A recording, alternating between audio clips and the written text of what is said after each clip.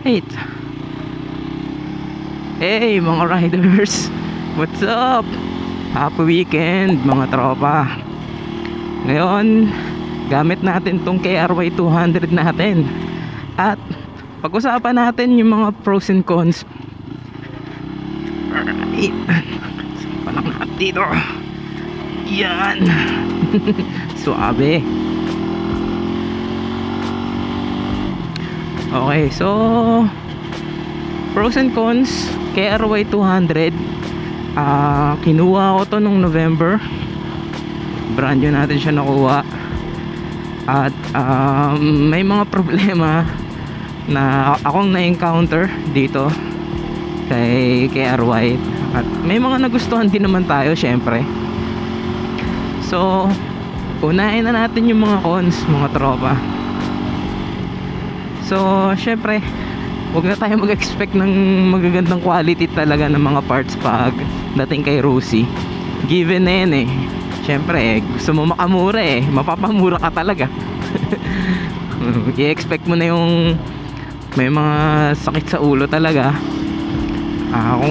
Kung may alam ka naman sa motor, kung may alam ka naman mga likot, mag-adjust ng karburador, yung mga simpleng ano lang naman, bagay sa'yo tong motor na to. Kasi dapat medyo may alam ka talaga mga likot eh.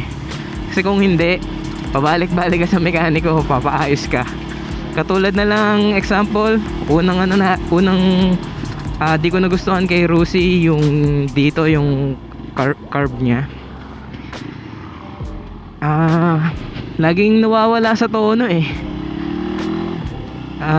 Ginagamit ko to araw-araw. Tamang ano lang, chill ride lang kasi wala pa naman papel. Siguro mga 20 kilometers lang araw-araw.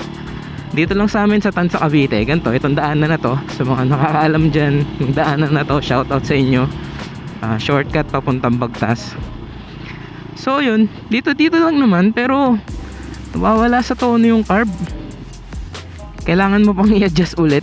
Hanapin yung tamang timpla. So ayun, katulad na sabi ko, kailangan medyo maalam ka ng konti sa mga pag-adjust ng mga ganto ganyan. Kasi baka mamaya pumunta ka pa ng mekaniko, i-adjust mo lang naman yung fuel air mixture o yung RPM dun sa may karburador. Tapos pangalawa, yung naging problema ko rito, itong kaliwang fork tumagas na agad yan. So pinapalitan ko ng oil ring ba o oil seal. So ginawa ko, bumili na ako kay Lazada. Tapos dinala ko kay Rusi, pinakabit ko dun sa mechanic nila. Ayun, ang nilagay ng mekaniko yung tuti dito. Yun yung sinelpak niya, tuti. Bali 200 ml yun. Yun, so far naman siguro mga 2 buwan na rin ata lumipas yun. Oo, kasi 1 buwan pa lang yun mga tropa eh, tumagas na to eh. 1 buwan pa lang, akalain mo. Tapos dito ko lang naman binabiyahe, tumagas na agad. So nung napalitan niya ng napalitan na natin to, okay naman siya, hindi na siya tumagas ulit.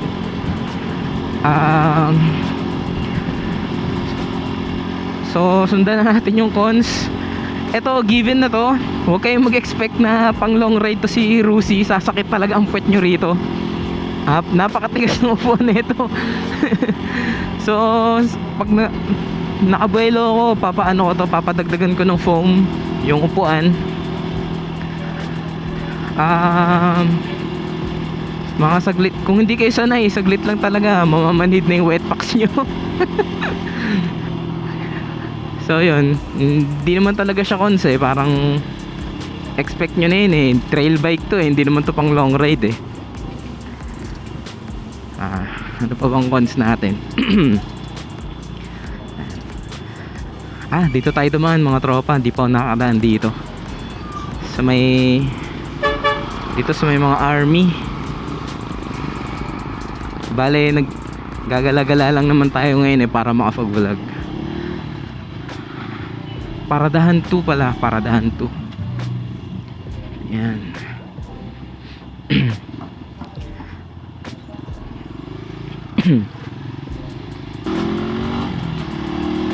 Ayun. Tsaka isa pang di ko nagustuhan dito, yung headlight niya napakahina. Bombilya pa eh, hindi pa siya naka-LED. Yung ginawa ko, pinapalitan ko ng tri-LED. Ano pa bang cons? Parang yun lang naman, mga tropa. So pwede na natin ipasok dito yung mga nagustuhan natin.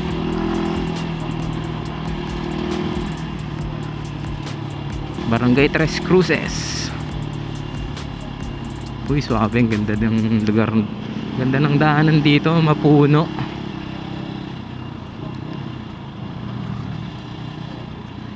Ayan, so 2-in-1 tong vlog natin ngayon. First time kong dadaan dito. Sa mga hindi pa nakakadaan dito, kung pupunta kayong Naik, kung taga dito kayo sa Tansa, bandang Bagtas,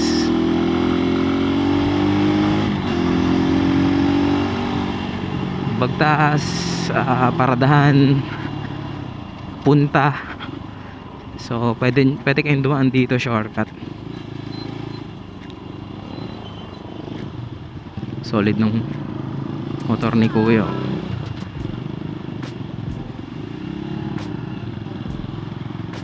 Parang tingin ko mawawalan na ako ng gas, ah. Oo nga. Oo nga. Oy! Oy!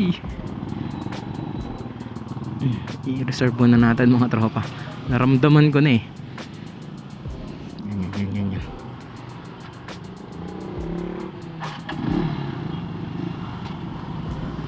Kailangan pa naman pagas. Papansin ko ang daming humps dito, ah. Ayun, so balik tayo sa topic natin na sa pros na tayo. Nagustuhan ko. Speaking of humps, pag ganito motor nyo, panis yung mga humps na yan, mga tropa. Maganda shock ni KRY. Panis yung mga humps na yan kahit di na kayo mag-minor. Pero wag naman yung sobrang taas na humps. Oh, see? Panis. Yan. Oops, saan pupunta yan? Diretsuhin na lang natin to. So yun, isang nagustuhan ko yung shock nya. Maganda yung shock ni KRY kahit matigas yung upuan nya. Pagdating sa mga lubak, mga humps, panis yan. Pangalawa nagustuhan ko yung talagang yung 200cc nya na power. Mararamdaman nyo, mga tropa. Solid humatak to. Oops, medyo mataas tong humps na to, kaya nag-minor ako. Pasensya na kayo, ha. Baka lumipad tayo eh. Kaya naman pala. Wow!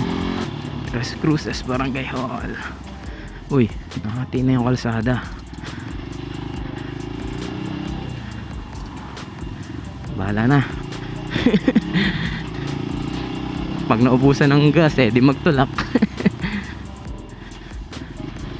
Okay. Ayun. So yung power nya, nasubukan ko na to sa rough road, tas paahon. Solid, mga chong. Gugustuhan nyo to, hindi kayo papahiya. Fuel consumption, nakaka 25 ako. Nung una naka 35 ako, hindi ko alam eh, kasi siguro break-in mode pa ako nun, hindi ko pa naman masyado binibilisan. Ngayon kasi natutuwa na ako sa arangkada niya eh, binabarurot ka na binabarurot. Kaya yun siguro dahilan kaya 25 lang. Pero yung iba natin tropa na may KRY 35 kayang kaya. Share ko rin pala yung regarding sa power na ito. So sa arangkada malakas siya, pero pag yung pangduluhan na, medyo mabibitin na kayo eh. Ako ang top speed ko na ito 85 o 80, 85 ganun. Pagdating do sa mga point na yun, hirap na. Wow, Ito rito, hayop. Nice. Kita na pala yung mga buntok ng Paragon din dito. Ang dami sampalok, oh. So yun, sa arangkada okay to, pero pangduluhan kung kayo yung tipo na mabilis magpatakbo, gusto nyo mga 100, maabot na 100, ang kailangan nyo gawin, papalitan nyo ng sprocket. Opya, ano ka, balik ka na, ligaw ka na. Ang tulin mo, di ka nagtatanong kasi. Ang tulin daw natin kay Arwa yan eh. Uy, ayun, may mga nakikita akong yun, tingin ko yun nga yung nahating kalsada kanina doon sa may barangay hall. Tingin ko yun eh. Ito talagang wala na, parang dead end na talaga yun. Balik tayo mga tropa. Tulin kasi ng kay Airway eh, nakakainis. Salamat. Salamat sa nagsulat nun. Mabuhay ka. Shoutout sa'yo, Repa Pips. So ayun, kung dadaan kayo rito at nakita nyo yung sign na yun, kasi kayong matulin. Hopya.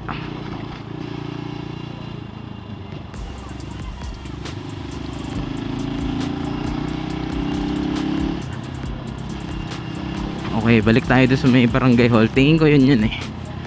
Kung gusto nyo nang pabilisin pa to, magpalit kayo ng sprocket. Kasi yung sprocket na nilagay rito, pang trail siya, hindi naman siya pang high speed. So okay na ako eh. Tingin ko pang nagpalit din ng gulong, yun, bibilis pa siya. At tingin ko mababawasan pa yung vibration. Ayun nga pala, hindi ko sinama sa cons yun yung vibration. Given na yun pag mga single cylinder na motor na ganito. Oy, ito na. Tulin kasi lalagpas na naman tayo eh. Oy, hopya. Ay, subukan natin to. Chain natin mga tropa. Kung nakakotse ka pala na medyo lowered, hindi advisable dumaan dito. Ang daming humps eh. Hihirapan kayo. Ayun nakita nyo yung mga lubak na yan. Panis. Isa sa mga cons natin yan mga tropa pros pala, sorry.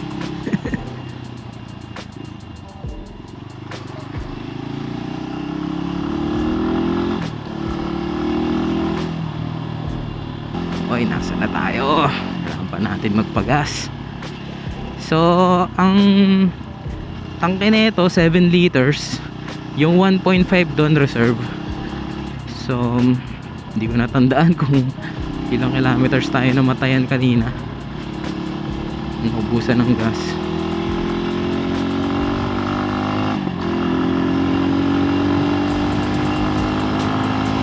Diba? Gusto ko pa gusto ko pa ng 6 gear wala na eh.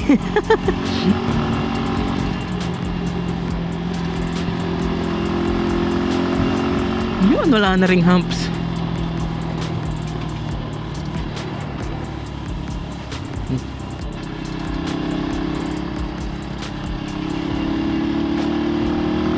Nice, ganda. Solid dito mga chong. Nice. May natatago pa palang ganda ang tan sa Cavite.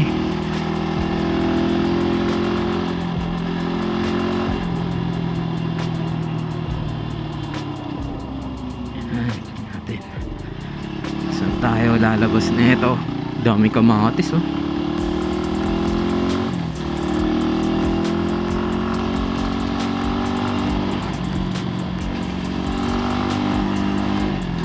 Alright, let's go!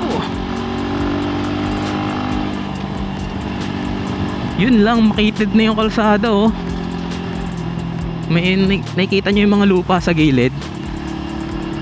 Tingin ko talagang pag may nagsalubungan na dalawang four wheels, magbibigayan na lang. Uy, nahati na naman. Saan yan? Wala na, diretso na natin to. Nice. Uy, daming mangga oh. Nice, ganda ng kalsada, natatakpan ng mga puno. Solid, man. Woohoo! Sarap. Dito ako dadaan pag pupunta ako ng Naik. Solid. Wala masyadong kasabay.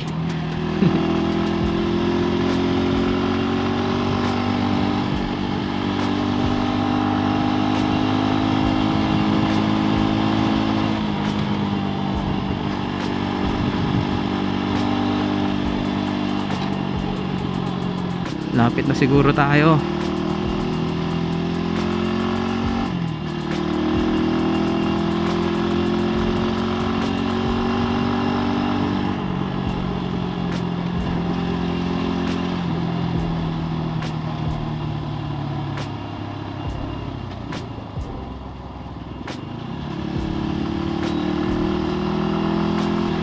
Solid oh.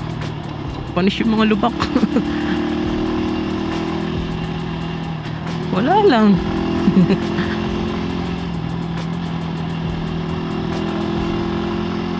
Oy, parang natatanaw ko na yung highway. Ito na mga chong, lapit na tayo.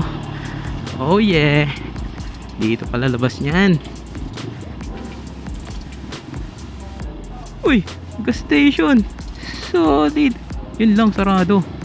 Ah, wait, sarado. Maya tayo. Oy, tayo magpapagas. Ayun, Petron.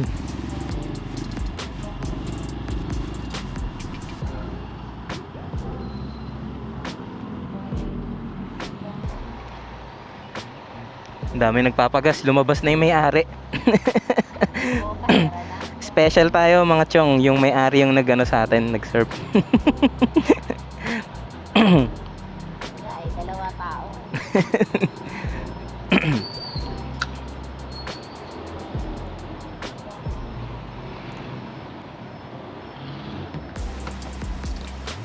Salamat, Nay. Ayun, palatandaan, Tansa Oasis. Ayan, pag diniretso nyo to, pupunta to ng Kaibiyang. Mga riders dyan.